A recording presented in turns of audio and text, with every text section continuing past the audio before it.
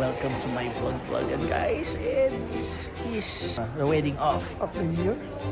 Kamusta kayo? Ngayon samahan niyo ulit ako maten ng wedding. 2 weeks ago, wedding din ng big brother ko na si Kuya Chris. Dito rin sa South ginanap ang celebration. Kung gusto niyo mapanood, may link ako sa comment section. Pero sa ngayon, tara muna tayo sa Tagaytay Highlands para masaksihan ang pag-isang dibdib ni na Kevin at ang napakaganda kong pinsan na si Jemery. That's the very important thing to do. If you are being invited, you need to fill out the RSVP or else you're gonna end up gate crashing. By the way, second cousin ko siya dahil lang daddy ko at mami niya ay first cousin sa father's side. Pagkapasok namin sa Tagaytay Highlands, pinapunta muna kami sa guest office para mag-log. Importante talaga ang RSVP lalo na sa mga exclusive venues para iwas hassle at smooth ang entry ng lahat ng bisita. Hindi rin ganoon kadali magbihis sa sasakyan. Formal attire pa lang requirement, kaya naka-coat and tie kami ni pinsan. At may touch ng color na naaayon sa wedding motif. Mahalaga talagang sundin ang guest dress code sa kasal dahil respeto ito sa couple at sa team ng event. Bukod sa nakakadagdag ito sa ganda ng photos at overall look ng wedding. First time ko makapunta dito sa Tagaytay Highlands. Ang Tagaytay Highlands ay isang exclusive mountain resort community na develop ng SM Prime Holdings. Matatagpuan ito sa mataas na bahagi ng Tagaytay kaya presko ang klima at sobrang ganda ng views ng Taal Lake. Sa loob nito makikita ang luxury residences, golf courses, country clubs, gardens at event venues. At ayan na nga, akala ko isang senador ang dumating. Si Tito Tony de Guzman pala, ang pinakakalog kong pinsan na si Antoinette. At ang ate niya si Aizel, laging nakaredy. Pag may hawak na akong camera, alam na alam niyang magbablog-vlogan na. At ito na nga, nagsisimula na ang pagmarcha. Alam nyo ba, kinasal na sila Jem at Kevin sa Singapore 3 years ago. Dahil malayo, halos hindi nakaten ang mga kamag-anak.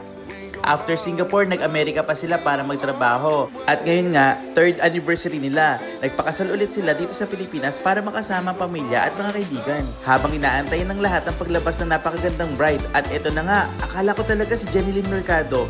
Pero mas maganda pa pala. Napakaayos at napakaganda ng garden wedding nila Jem at Kevin. Excited ng lahat magpa-picture sa bagong kasal. Ang garden wedding ay simbolo ng fresh beginnings, growth at natural beauty. Mas intimate ito, mas relax ang ambience at perfect para sa mga couples na gusto ng elegant pero laid-back ceremony. Sa Christian wedding, mas simple at flexible ang ceremony. Kadalasang focus sa vows at sermon. Pero syempre, nakasentro sa commitment ng mag-asawa kay God. Paayos at napakaganda ng garden wedding nila Jem at Kevin. Excited ng lahat magpa-picture sa bagong kasal.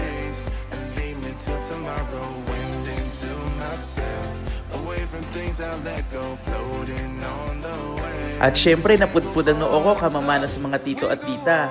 Ang pagmamano ay tradisyonal na paraan ng paggalang sa mga nakatatanda sa kulturang Pilipino. Simbolo ito ng respeto, pagkukumbaba at family values. Bagong reception, may napakagandang fireworks display. Sinabayan pa na napakatamis na halik na mag-asawa. Talagang perfect moment. Syempre, hindi mawawala ang masarap na pagkain. Sa holding area sa labas, may mga nakaset up na food kiosk at ang sasarap na mga pagkain. At syempre, hindi namin pinalagpas ni Cousin JR at tinikman namin lahat. I must say, very creative ang mga pika-pika. Wedding food kiosks are served para hindi mainip at magutom ang mga guests habang hinihintay ang reception. Parang mini food festival bago ang main event.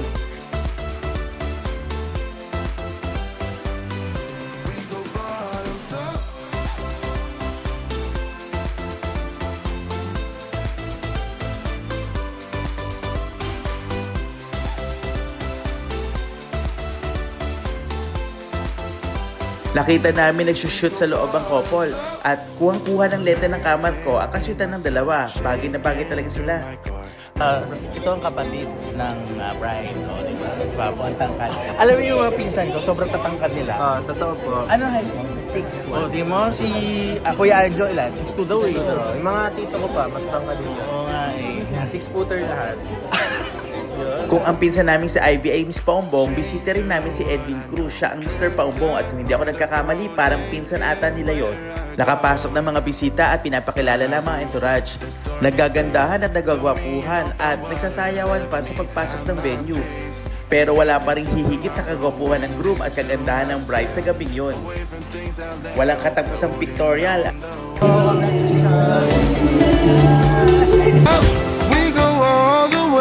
Sister, andali mo yung asawa mo na uuna siya pagkain, no?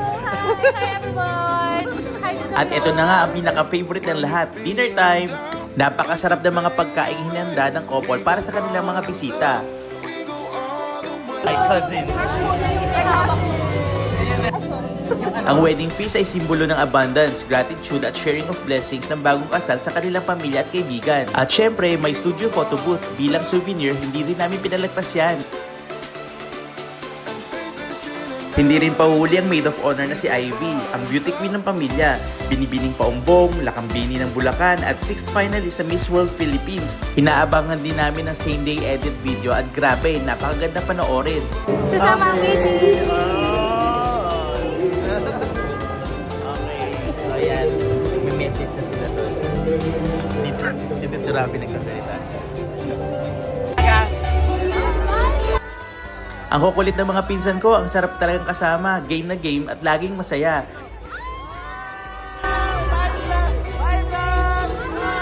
At eto, medyo gabi na nga kami. Hanggang dito lang muna. Sama ulit kayo sa susunod na gala. Follow for more.